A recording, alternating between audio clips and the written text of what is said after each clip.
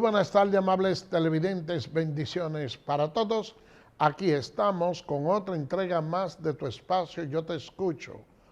Hoy, miércoles 6 del mes de septiembre del año 2023. Un miércoles, señores, con muchas informaciones. Vemos que la jueza de jurisdicción permanente de Santiago impuso una medida de coerción a Ismael Estel, acusada de vender medicamentos falsos. Esa medida de coerción también abarca 500,000 pesos en una fianza de una compañía de reputada solvencia de la que hay en el país. También presentación periódica, impedimento de salida, y yo digo que me lo encuentro poco. Presentaciones periódicas, yo digo que me lo encuentro poco, señores, porque hay situaciones en las que hay personas que cometen un determinado delito que usted puede imponer ese tipo de medidas, pero hay casos, hay delitos, hay acciones que merecen sanciones más drásticas. Si una persona, por ejemplo, sustrae, vamos a decir, 100 pesos a alguien en la calle, le sustrajo 100 pesos. Usted dice, bueno, esa es una acción que es sancionable, le sustrajo 100 pesos a una gente. Pero si usted coge y corta un cable que cuesta 100 pesos y deja sin luz a toda una comunidad, no se le debe de imponer la misma sanción. Entonces, una persona que deliberadamente, sabiendo del daño que produce, alguien confía en que va a una farmacéutica a comprar un medicamento para un familiar y ella lo vende sin tener, vamos a decir, las propiedades que dice tener el medicamento, y como consecuencia de eso pudo haber afectado o matado a miles de personas. Entonces ustedes no me pueden decir a mí que una fianza de $500,000 de pesos, que es equivalente a unos 50,000 pesos, porque más o menos es el 10% de lo que oscila. Entonces usted con 50,000 pesos y una presentación periódica prácticamente resuelve el asunto. Yo pienso que no. Se le debe de imponer una sanción que por lo menos duplique todo el daño que ha producido, y no solo a las personas, sino también en términos económicos. Y cambiando de tema, señores, miren, ha causado mucha urticaria el caso que se dio en Partido Dajabón con nacionales haitianos, donde también hay involucrados dominicanos. Esta es una situación, señores, extremadamente preocupante. Y yo creo que las autoridades deben darle respuesta lo más rápido posible a este caso. Son muchas las críticas que se ciernen sobre el alcalde de esa jurisdicción, porque él ha dicho que la alcaldía va a tomar medidas y que ellos van a hacer justicia con todos aquellos nacionales haitianos que no estén establecidos con una familia y que presuntamente pudieran estar involucrados en actos delictivos, que ellos se van a encargar de sacar de la comunidad a todos esos ilegales. Y la verdad es que el país tiene que luchar por preservar y mantener la dominicanidad y el orden a como dé lugar. No importa lo que cueste, nosotros tenemos que mantener esa dominicanidad. Que los organismos internacionales quieran criticarnos, quieran avasallarnos, quieran llevarnos foros internacionales, yo pienso que el Estado dominicano, el gobierno, no le debe temer a esa situación, porque resulta que las normas internacionales señalan que todos los países son soberanos de aplicar sus leyes migratorias y de determinar quiénes pueden estar en su territorio o no. Hay una falsa moral de parte de los Estados Unidos y de parte de nuestros conciudadanos. ¿Por qué no decirlo así? Porque nosotros estoicamente hemos estado resistiendo todos los embates de una política migratoria que de manera irresponsable se ha mantenido en nuestro país. Y a pesar de los esfuerzos inconmensurables hechos por el presidente de la República y los discursos que ha dado en foros internacionales diciendo que la República Dominicana no puede cargar solo con la crisis y la economía haitiana. Ha sido valeroso el discurso que ha dado el presidente de la República, pero más allá de esas palabras, más allá de esos discursos que son bien intencionados y acertados, no cabe duda de que también se hace falta y es necesario que no solo se quede en la discursiva, sino que encamine acciones con paso concreto que nos dejen saber a nosotros los dominicanos que su actuación no solo se realiza de palabra, sino en hecho también.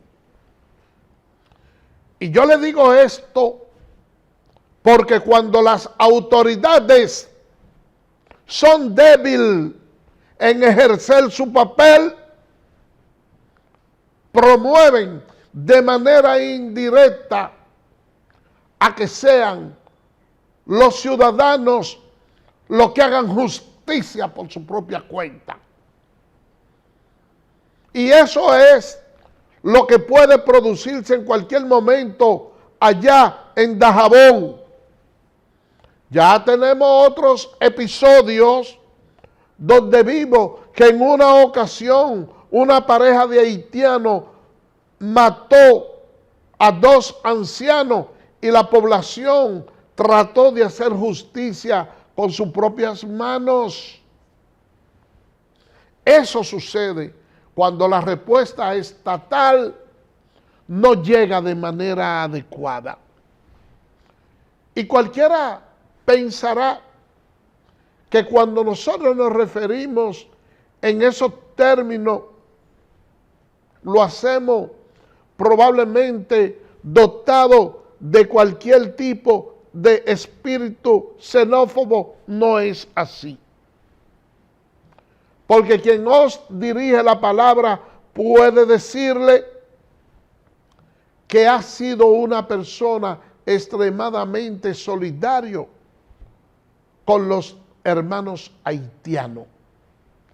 Porque al momento en que tenemos que asumir la representación de ellos cuando les son conculcados sus derechos en términos laborales, lo hemos hecho con apego a la ética y hemos trabajado de una manera intensa para que sus derechos les sean reconocidos.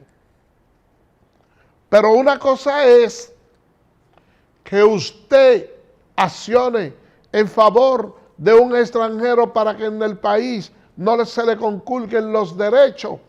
Y otra cosa es que esté en juego la soberanía nacional, como yo digo, que pudiera estar en este momento. Porque de la misma manera que el presidente ha sido intenso dando sus declaraciones. Hemos visto que dentro del mismo gobierno, el ministro de Relaciones Exteriores, en una ocasión, dijo que había xenofobia en nuestro país en contra de los nacionales haitianos, y este es el momento en que me quedé esperando el plumazo de su destitución.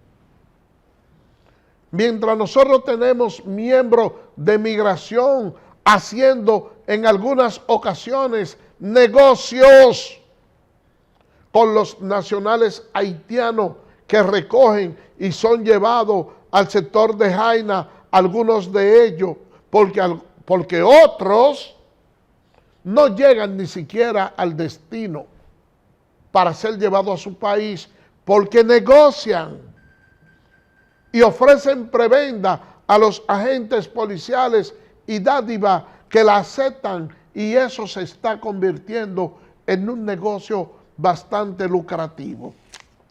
Pero aparte de eso, hay un sector empresarial agiotista que no piensa en la dominicanidad, que más bien corre por su sangre la sangre de Santana y no la de Juan Pablo Duarte. ¿Y por qué no decir que el otorgamiento irresponsable de visa de los cónsules dominicanos apostados en Haití son un fiel reflejo de que tienen una política o una línea distinta a la que ha trazado el presidente de la República? Yo pienso que una de las maneras más idóneas que tiene el presidente de demostrarle al país que sus deseos y sus palabras no son una simple quimera, sino una realidad, lo vamos a empezar a ver así cuando vayan acompañados de las acciones y las destituciones de todo ese personal dominicano que de una forma u otra tiene que ver con lo que es el tema migratorio y ejerzan un papel responsable y no quieran llevarse los bolsillos llenos. Esa, señores, es la realidad que nosotros tenemos. Y cambiando de tema, señores, hay una cantidad bastante grande de casos de dengue. Las autoridades le han advertido a la sociedad dominicana cómo asumir algunas acciones para poder controlar, aunque sea medianamente, este flagelo. Y es una campaña que se ha incoado de untarle cloro a los tanques y mantenerlo tapado.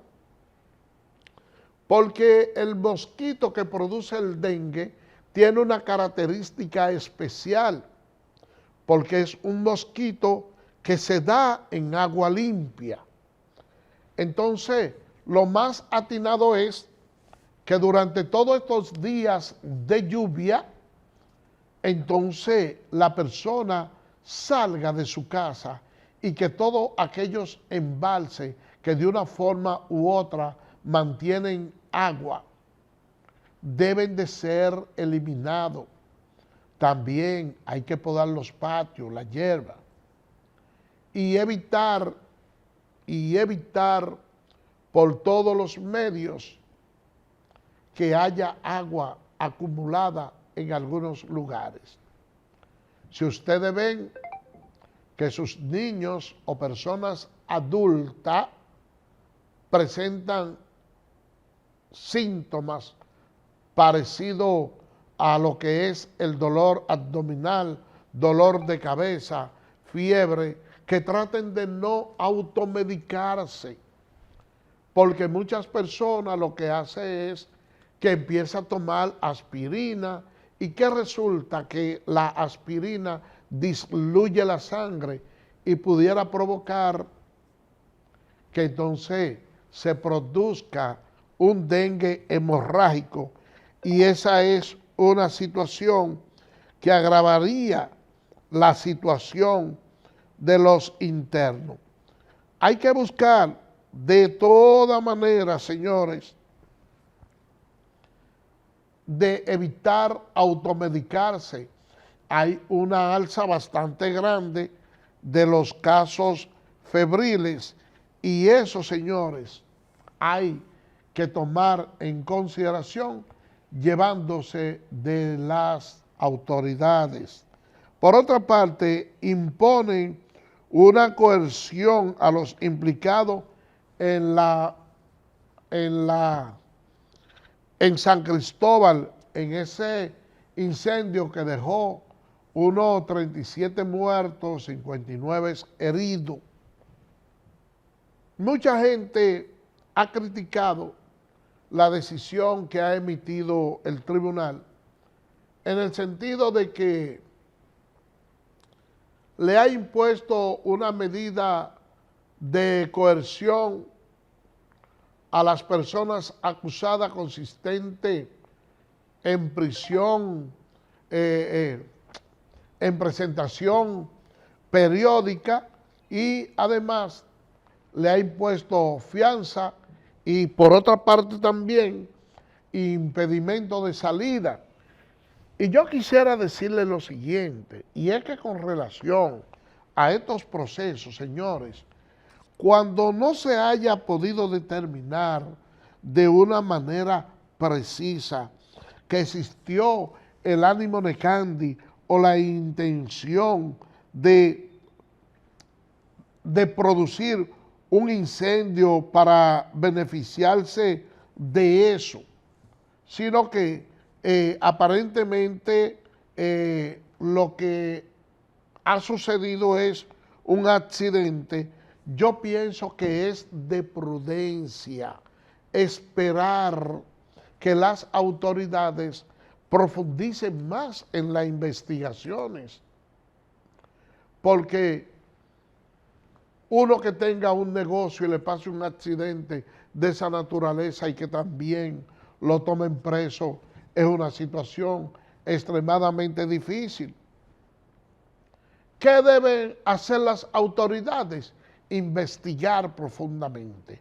Luego de la investigación, si se determina que hubo la intención, entonces sí, yo estaría de acuerdo con lo que pudiera ser una medida de coerción. Por el momento, señores, yo pienso que hasta cierto punto ha sido atinado por parte del Ministerio Público adoptar el tipo de medida de presentación periódica. Nosotros tenemos unas cárceles que están bastante congestionadas y nosotros criticamos mucho ese sistema carcelario que más bien tiene como un almacenamiento de hombres vivos.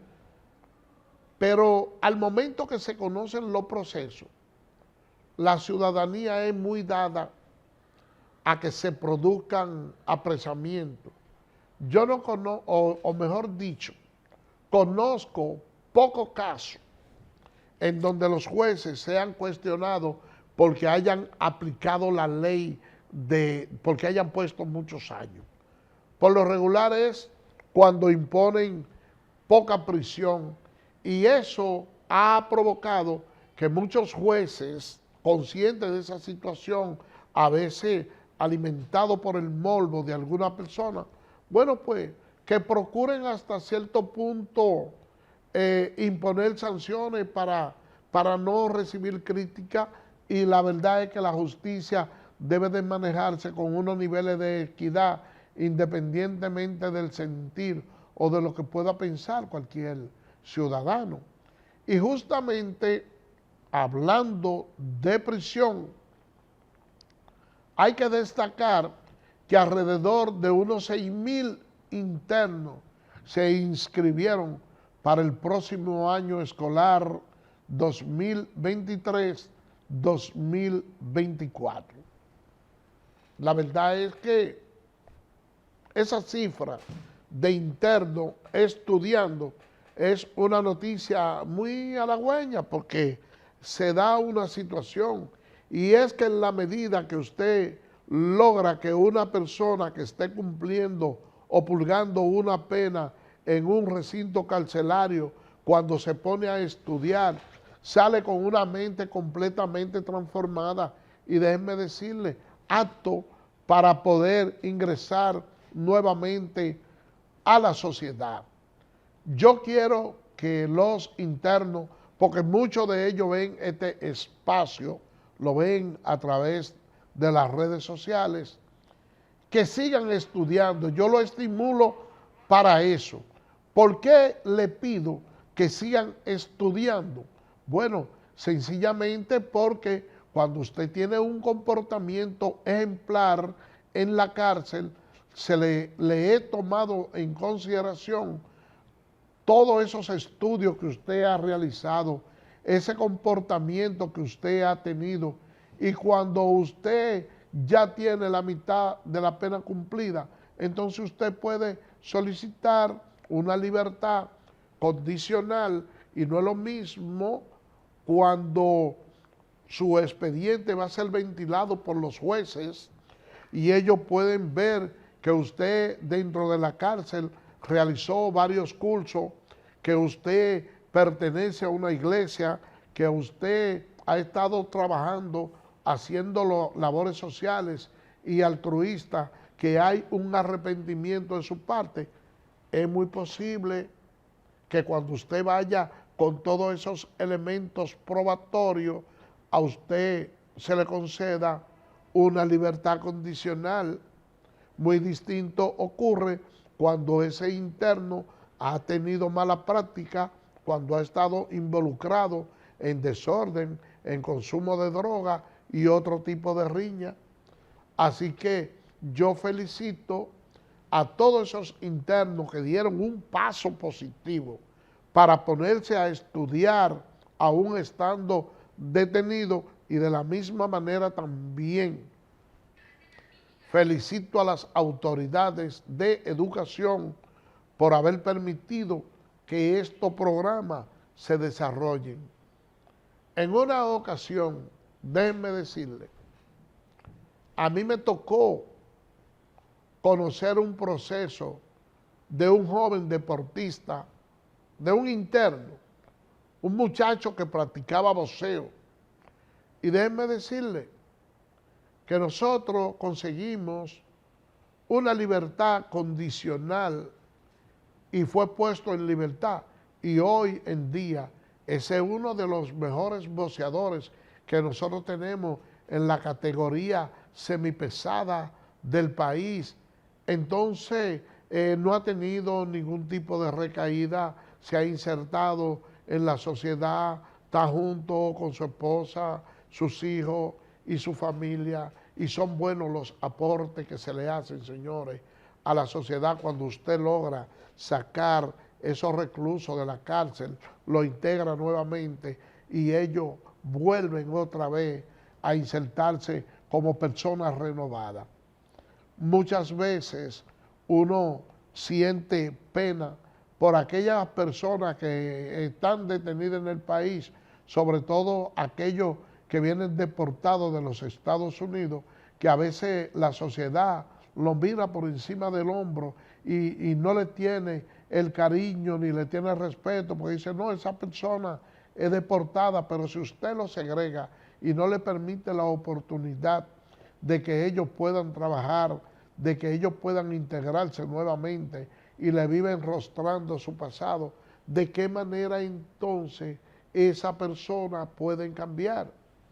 Por eso es, señores, que felicito la actuación de los reclusos, así como de las autoridades. Vamos a hacer una pausa y regresamos en breve. Gracias por permanecer con nosotros. Señores, el vocero de la presidencia explica el cierre de la frontera en Dajabón. Señor director, ayúdenos con las imágenes.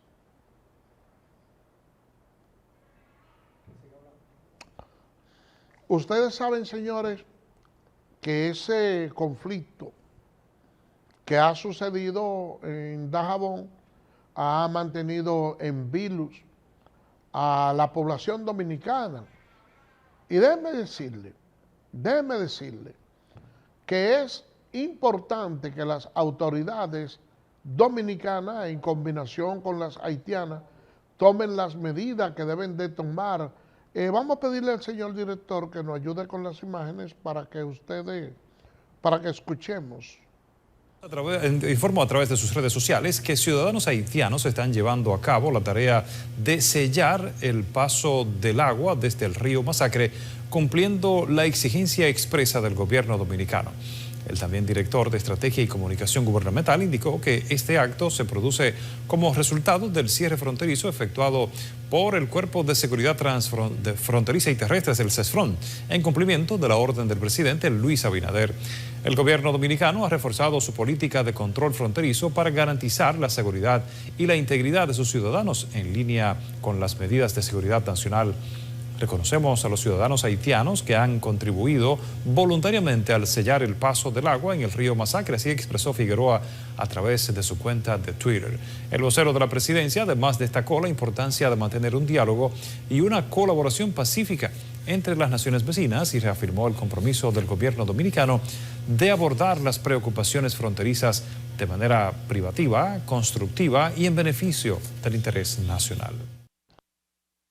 Conflicto que afecta no solo a la República Dominicana, sino también al vecino país de Haití, porque con nosotros se da una conjugación, si se quiere, hasta cierto punto especial, porque nosotros los dominicanos necesitamos de la mano de obra de los haitianos, pero también necesitamos de sus divisas, porque con ellos realizamos intercambio comercial de una manera ventajosa para el país. Yo le digo ventajosa porque son muy pocas las cosas que nosotros exportamos, importamos de allá, pero sí le exportamos mucho a ellos. Entonces, ese es un negocio que nos deja bastante ventaja a nosotros, sobre todo a los comerciantes, porque la mayoría de los productos que se venden allá son productos, hay que decirlo, hasta de baja calidad. Cuando usted quiere hacer la importación de los bananos en otros países, hay una serie de exigencias que a veces no podemos cumplir. ¿Y qué es lo que básicamente nos queda a nosotros? Aquellas que le denominamos rabizas, y esas rabizas que quedan se las vendemos a muy buen precio a los nacionales haitianos, pero no solo eso, sino que no es lo mismo usted meter en un barco una mercancía para llevarla a playas extranjeras que llenar sencillamente una patana y llevarlo a la frontera, donde usted la vende a un precio inclusive mejor, porque el estado de necesidad que tienen muchas veces nuestros hermanos haitianos es algo que se presta a que ellos compren a sobreprecio en un mercado que muchas veces es dominado por ellos mismos a su interior, pero que realmente lo hacen de manera indolente, no con, vamos a decir, con la actitud altruista de que el pueblo pudiera tener comida barata, sino para obtener ventajas que son bastante grandes. Entonces, nosotros necesitamos a los haitianos y ellos nos necesitan a nosotros. Y es por eso que debemos de mantener esa convivencia, es por eso que debemos de llevarnos bien para evitar, señores, esos tipos de conflictos. Por otra parte, el expresidente Hipólito Mejía responde a las críticas de la oposición. Señor director, ayúdenos con las imágenes. Que encabeza el presidente Luis Abinader y el Partido Revolucionario Moderno sobre las acusaciones del candidato presidencial por el por la Fuerza del Pueblo, ¿verdad? Leonel Fernández, quien dijo que el gobierno del presidente Abinader se inclina más hacia la clase rica. Mejía aseguró que Fernández no volverá a ser presidente debido a que sus antiguas 3 gestiones no beneficiaron al país. Por eso fue que le dio apertura a la transnacional en el país, quebró el CEA, quebró la Corporación de Electricidad, la Zona Franca la quebró él, los ladrones que tiene, comenzando por Félix y 2 o 3 más, fue que lo hizo rico. ¿De qué pobre está hablando él? ¿De cuál es pobre? Agradecer en primer lugar a Dios que nos ha dado la fortaleza, el espíritu. Mejía también respondió a los ataques.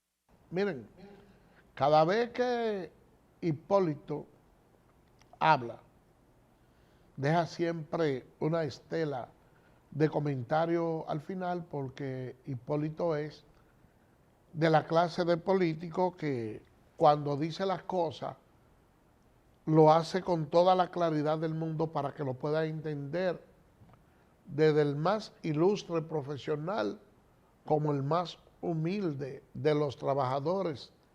Entonces, para la oposición resulta un tanto difícil hacer campaña y salir a flote, porque cuando usted tiene un partido de la oposición que nunca ha gobernado y pudiera perfilarse como el partido a llegar a la presidencia, entonces el gobierno pudiera tener una situación incómoda. Pero cuando usted tiene unos adversarios como la Fuerza del Pueblo, el PLD, el PRD, y hay que incluir al Partido Reformista, aunque una buena parte ahora figuran como aliados del gobierno. Cuando son partidos que ya han gobernado tanto, les resulta difícil enarbolar un discurso porque uno lo ha visto todo de ello y lo que ha podido notar es que el país, durante estuvo en sus manos, se cometieron muchos actos de corrupción. Y una muestra elocuente de eso son esos que están en los diferentes tribunales conociendo.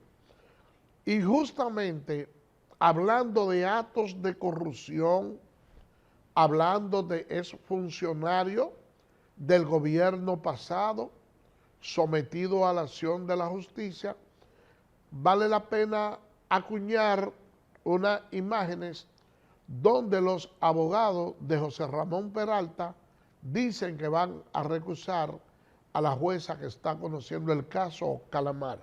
Señor director, ayúdenos con las imágenes. La gravedad de estas cuestiones la inhabilitan para continuar siendo la juez de control en el caso. La defensa del imputado exministro administrativo de la presidencia, José Ramón Peralta, aseguró que desde el primer momento de su arresto vienen violentándosele derechos fundamentales a su defendido, lo que vulnera el debido proceso. La prisión de José Ramón Peralta es arbitraria, irrazonable y contraria a derecho. B, que con lo aportado por el órgano de investigación en su contra, no debió ni siquiera ser arrestado. C, que no debió ser parte del proceso que injustamente se sigue en su contra. La barra de la defensa del exfuncionario presentará una denuncia ante el Consejo del Poder Judicial para que se inicie contra la jueza un proceso disciplinario por alegadas faltas graves. Dispuso que la revisión obligatoria de la medida de coerción prevista para el pasado día 1 de septiembre no se conocería ese día, sino el 28 de noviembre del 2023. Es decir, 3 meses después de lo previsto, según ley. Los abogados Emery y Santiago Rodríguez afirmaron además que con su decisión, la jueza Padilla violenta el debido proceso y la tutela judicial efectiva. Bueno, señores, con esa información nos vamos a la pausa y regresamos en breve.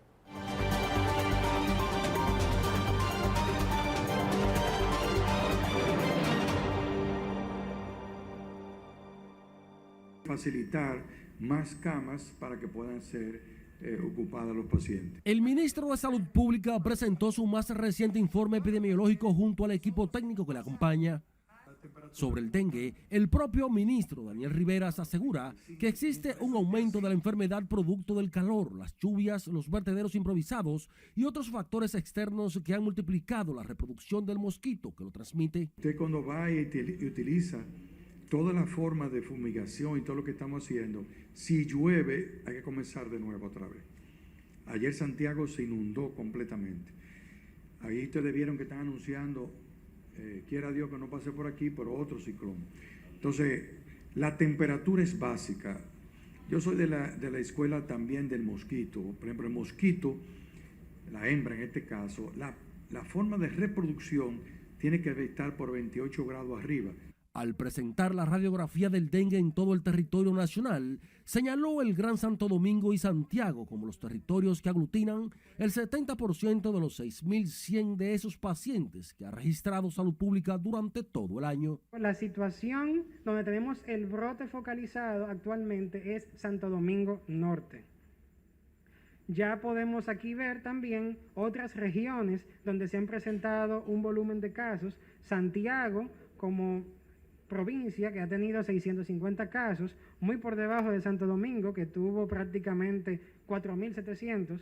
Y ya explicaba el ministro de Salud que el calor juega un papel fundamental porque dice que hay una reproducción cuando pasa de los 48 grados, pero también hay otro elemento a destacar, y es que con una temperatura a esos niveles de calor, entonces la persona debe de arroparse, o por lo menos, digo, no puede arroparse, y mucho menos poner un mosquitero. Pero, ¿cómo usted se desenvuelve entonces con esa tunda de apagones que, aparte de eso, le están dañando la vida a los dominicanos? Miren, son unos elementos que se conjugan, que son como difíciles de descifrar. Por otra parte, señores, un hombre en San Pedro de Macorís, luego de herir a su esposa de bala, se quitó la vida. Señor director, ayúdenos con las imágenes. Y luego se suicidó en una comunidad de San Pedro de Macorís. Se trata de Roberto Enríquez Zapata, de 52 años, quien protagonizó un violento incidente en las primeras horas de la madrugada de este miércoles. Testigos del hecho detallan que Zapata disparó varias veces contra Odalis Quesada, de aproximadamente 42 años, quien fue trasladada al Hospital Regional Dr. Antonio Musa. Roberto Enríquez Zapata supuestamente disparó a Odalis Quesada, causándole 3 heridas de bala, una en la pelvis, otra en el muslo derecho y un tercer balazo en el brazo izquierdo. Miren, uno cada día tiene que enfrentarse a esa triste realidad de mencionar acciones cometidas por esposos que luego se quitan la vida, bien sea cuando matan o cuando hieren a sus parejas. Y las autoridades a lo único que se atina es a imponer sanciones más drásticas, pero nadie se pone a pensar que si se trata de un conflicto de pareja, hay que estudiar el accionar no solo del hombre, que en la mayoría de los casos es que lleva la parte violenta, porque hoy en Santiago también una señora mató a su esposo en los lados del Cibao. O sea, nosotros no nos detenemos a determinar cuáles son las causas y decirle, y nada más no limitarnos a decirle al hombre que no sea machista, sino que también hagamos un código de ética y le hablemos también a la mujer de cómo debe ser su comportamiento, porque finalmente terminan matándose, uno mata el otro y se mueren los dos, pero la muerte no bajan y tenemos que buscar que bajen esas estadísticas, porque tenemos ya el tiempo muy breve, pero nosotros mañana vamos a tratar de abordar ese tema con un poquito más de profundidad y vamos a hacer igual que el ejercicio que hacía cuando estábamos estudiando Derecho, que es el derecho comparado. Vamos a hablar de otros países, de las mujeres de otros países, del comportamiento y cómo los estados invierten en esos países donde hay menos índice de violencia en contra de la mujer y el papel activo que tienen las mujeres en esos países.